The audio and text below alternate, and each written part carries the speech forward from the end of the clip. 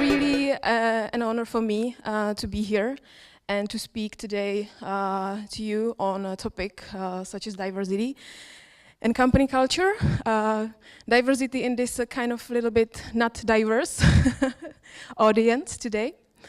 So, yeah, I'm used to this from HR conferences, but to have such an audience for tech conference, it's kind of cool.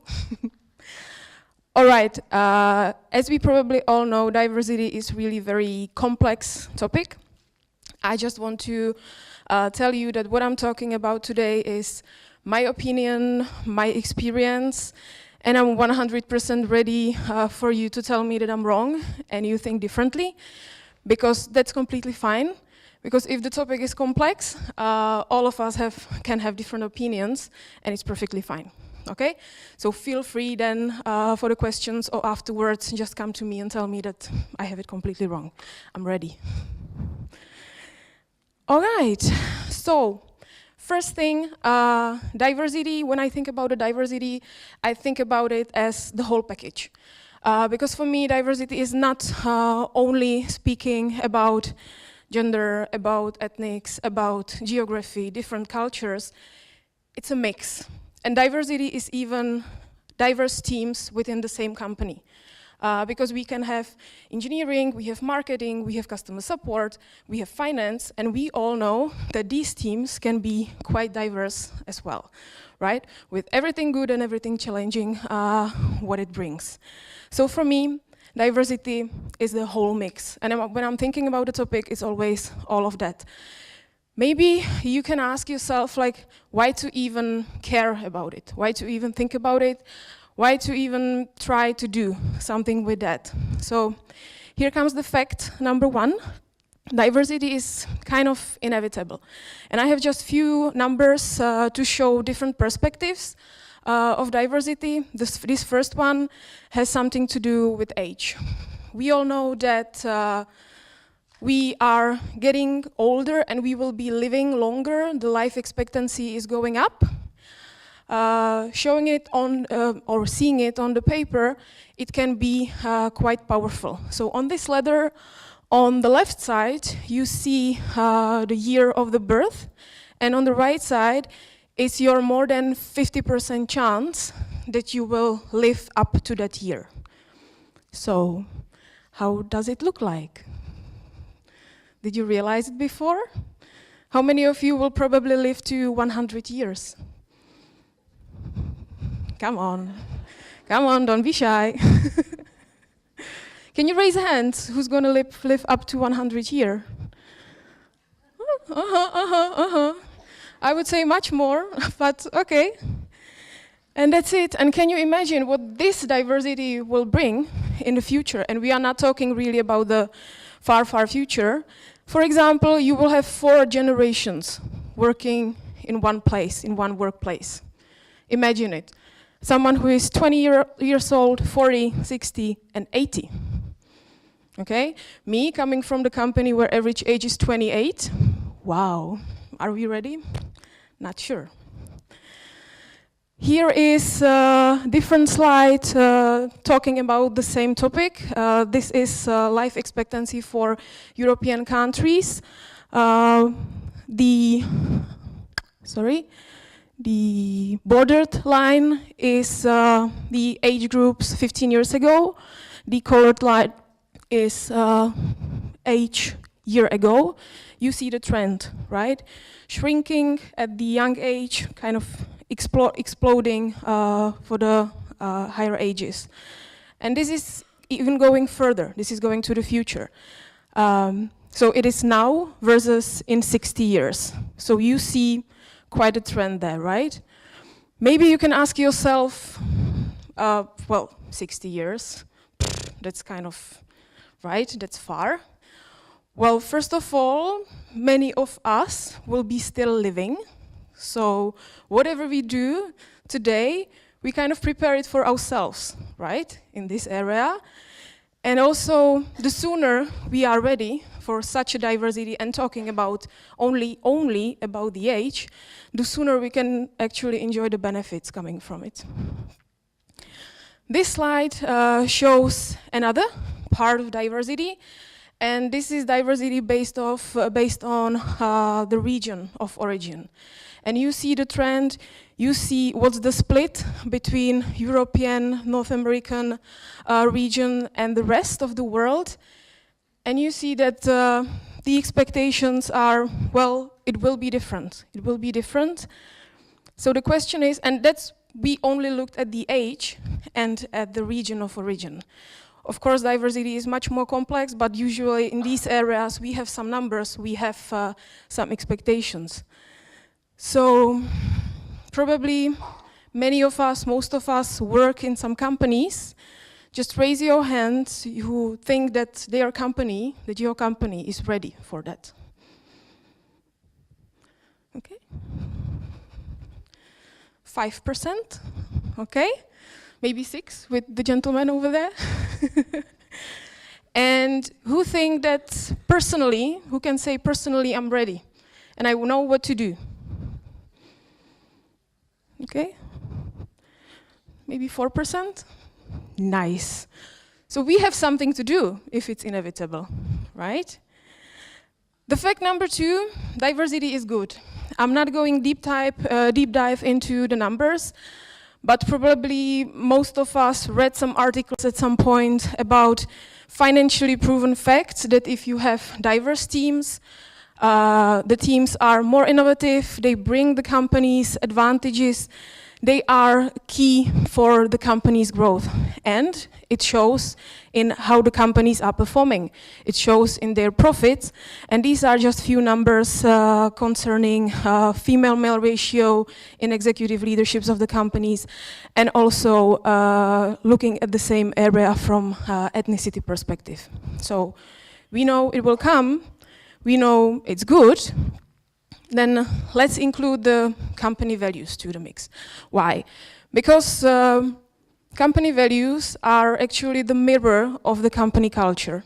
It tells you what the company stands for, where do they want to go, how does it feel like to work at the company, what are their values and then norms, how they work.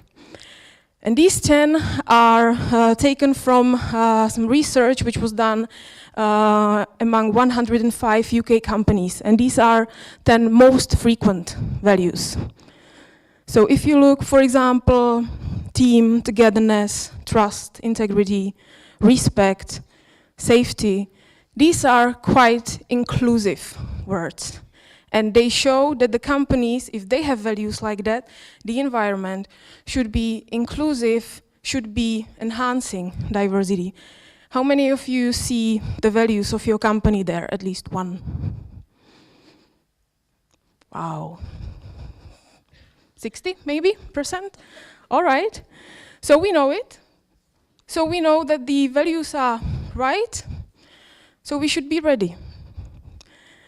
But from some reason, things like this happen.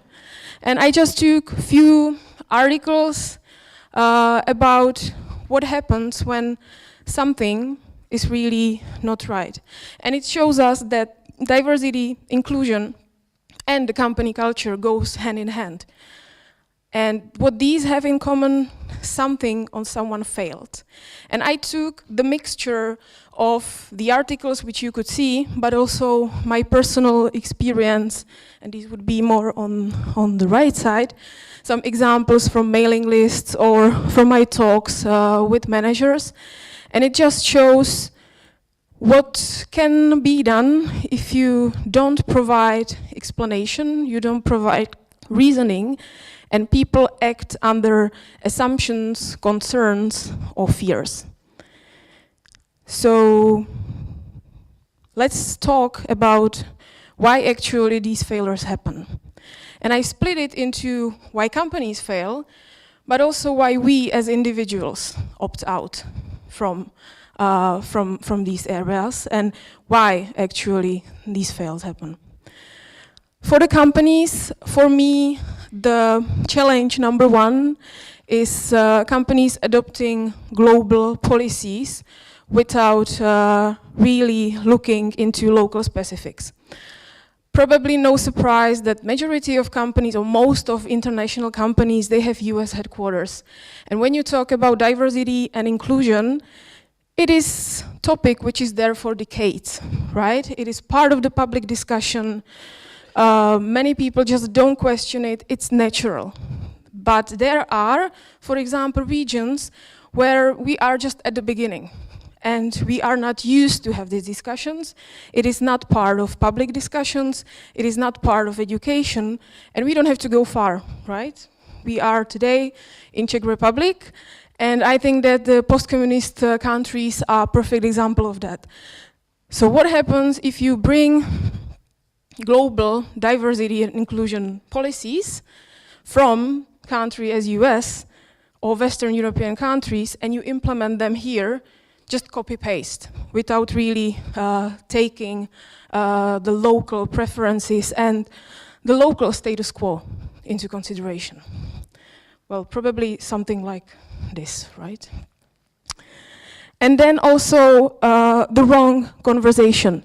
And that's for me only focusing on one narrow part of diversity, one part, but not focusing on really making people feel inclusive and feel comfortable in the workplace, no matter which part and which underrepresented part of the population they are.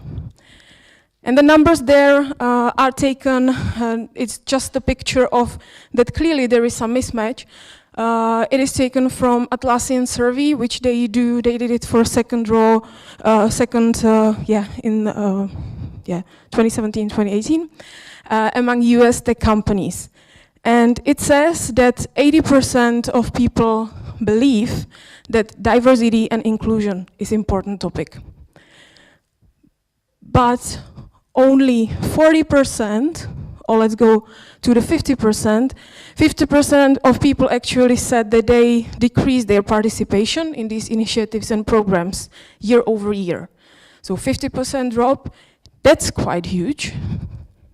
And 40% of people believe that nothing should be changed, that the policies are good as they are, yet only 30% of the underrepresented groups feel that it is okay, that they have representation, retention, and they feel that they belong. So 80 to 30, that's quite a gap. And why do we as individuals fail? Because I think that it always starts and ends with us as individuals. And the companies can provide support network, but why do we as individuals just decide to go out of the topic and out of the discussion? The first one, I think that the picture says it. It's like, I like you because you are like me, right? Because similarity brings connection, and it's natural. If we have similar people around ourselves, we feel immediately comfortable. It is quite cool, right? We feel well without not much further work, thinking, challenging conversation. It just feels fine.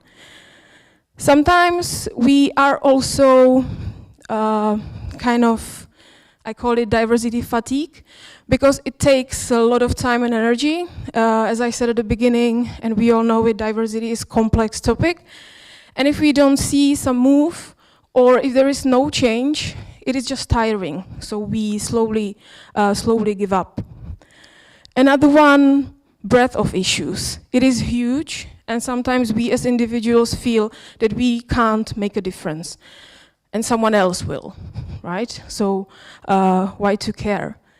And the last one for me is low level of psychological safety. We have here speakers from Google. Those of you who are familiar with Google company culture, psychological safety is core to that. And it means, or it is a belief, that no one will be punished or humiliated by speaking up with their ideas, questions, concerns, or even admitting mistakes. And if you don't feel like that in your environment, and it doesn't have to be only company, it can be your day-to-day life, you are scared to raise your voice, and then you are not heard, right? So what can we do? For the companies, for me, it's quite clear, and it's really not focusing on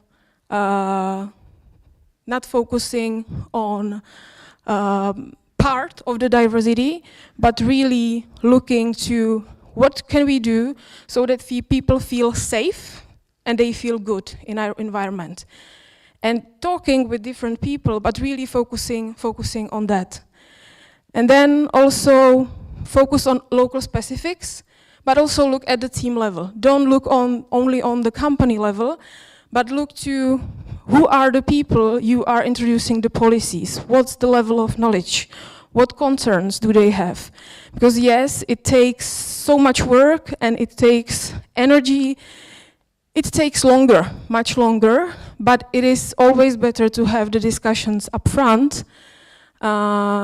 I think there is nothing wrong if you introduce something, people don't understand it, immediately uncertainty, concerns, or even rejection come up, and then it's very hard, and sometimes it is not possible to go back to the meaningful discussion and change people's opinion. And the last one, I know it may sound kind of boring, updating company policies and procedures, but what we should really focus on in companies is to hire based on the company fit and having value-aligned interviews and recruitment process.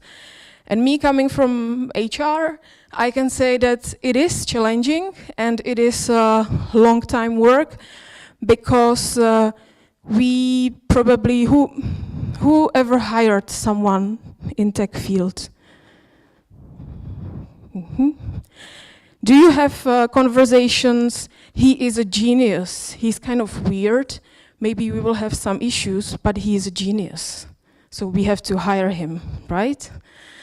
And if this will be the preference, then the discussions will take much, much longer. And the preference for me should be, is the person right for our company? Will he or she fit in? And it doesn't mean we have to have same people. As we said, diversity is inevitable, but it's not about that the people would be completely different, but they have different social, they live in different social environments, so they bring different opinions, they just think differently. And that's what helps us immensely and what moves us. And when it comes to the recommendations for us as individuals, these can be taken not only for the company environment, but just for our day-to-day lives, right? First one, and I know it sounds easy, when you just confront some bias or when you see something wrong, just speak up. Don't do it because it will do good to the company or to someone else, but it can actually do something good for you. Because when you speak up, and it has something to do with you believing that people can change. Because if you believe people can change, when you speak up, you can make them change. From my experience and many issues which I dealt in my past, and they had something to do with not understanding the diversity and really behaving based on some kind of bias where people didn't really want to harm, they just didn't understand.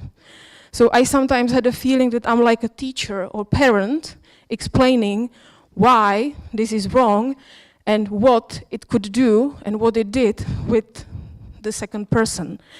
And in majority cases, the reaction was like, wow, I didn't know. I really didn't want to harm. I want to apologize, etc., etc. We just don't know. Another one also sounds quite easy, build diverse networks, right?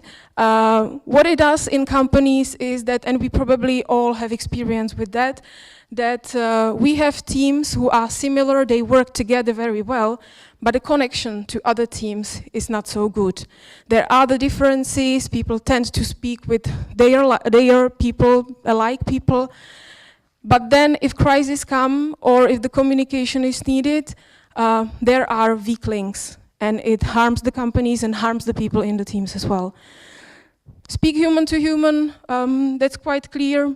We just want the same. We all want to feel respected. We all want to feel competent. We all have our opinions. So it's perfectly, people, usually most of the people, they don't have bad intentions, right? We all want the same. And the two last one are very much connected. Approach conflict as collaborator, not an adversary, and replace blame with curiosity. Because if you blame and if you criticize, most probably you won't solve anything. And we, human, we hate to be wrong even more than we love winning, right?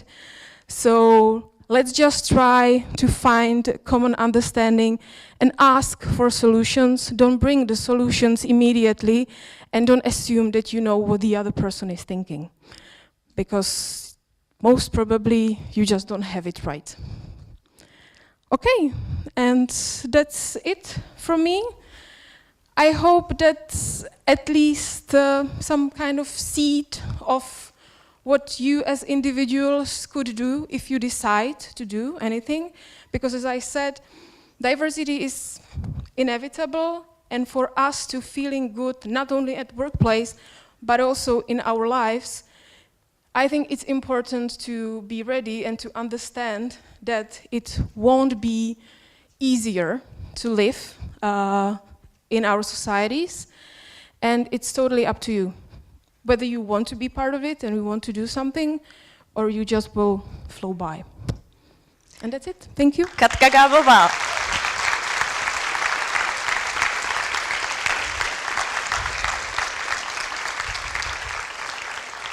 Okay. I'm not sure I got it right. Is it about the, you said quality of women in engineering, or, sorry?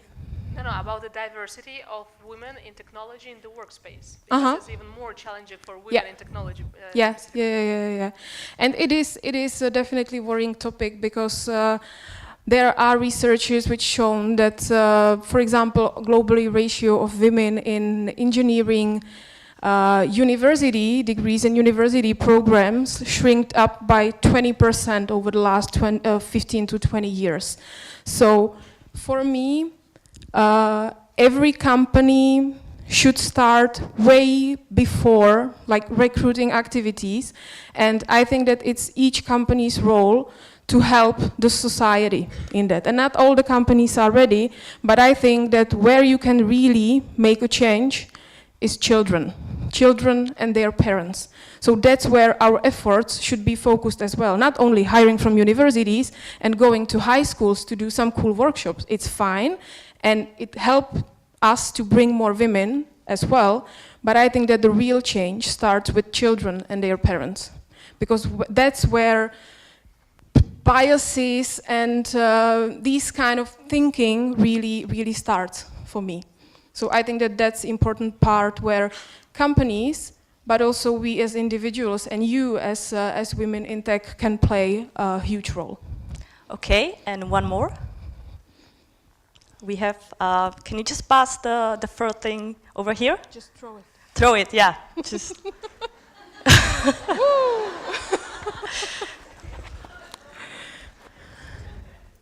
Thank you. I would be actually very much interested to hear a little bit more about Kiwi specifics and hiring women within the tech field.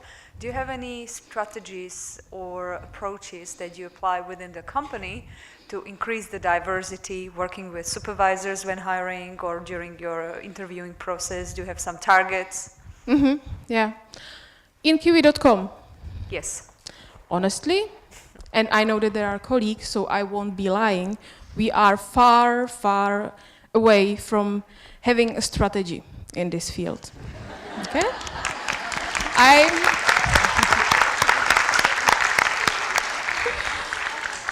If you would ask our managers, they would tell you that for them, and it's always very nice to hear that for them, it's most important what the person do and what is the experience and what they can bring. and they don't look at the gender, they don't look at the different culture, etc., etc. But I'm sure, because it's human nature, we all have some biases we work on, right? We have it in our heads, we don't even realize it. So for me, I'm at that part, how to make them realize it. Because I don't want to leap forward and do something like, let's hire more women. Let's have that for every interview. We will bring, let's say we have 10 candidates and 5 of them has to be women. That's far, far ahead. And if I would be doing it right now, I would destroy the whole thing, what I want to achieve. So for me, I realize it is agenda for several years. So maybe if we will meet here again in 5 years, I will have more positive news for you. Katka Gábová, everyone.